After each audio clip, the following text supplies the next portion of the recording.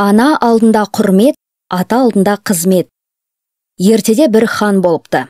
Оның қаталдығы соншалық, пайғамбар жасынан асқан қарияларды өлтіріңдер деп бұйрық береді.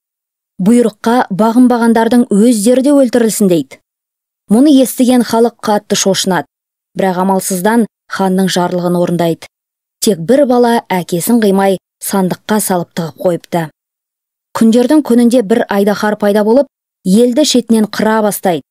Ханның есі шығып, айдаһардан құтылудың жолын таппай дал болады.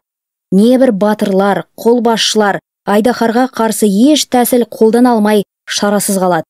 Сонда әлгі бала сандықтағы әкесінен ақыл сұрайды. Әкесі айдаһарды өлтірудің жолын түсіндіреді. Бала қолына алмас қылышын көлденең ұстап, айдаһарға қарсы тұрады. Алып жылан оны жұтпақ болып екпіндеп сора бастайды. Сонда айдаһардың езуін кескен қылыш оның құйрығының ұшынан бір-ақ шығады.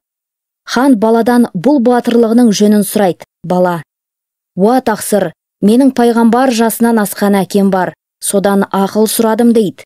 Хан өзінің берген жарлығына өкініп, қариялардың қажет екенін сонда сезген екен.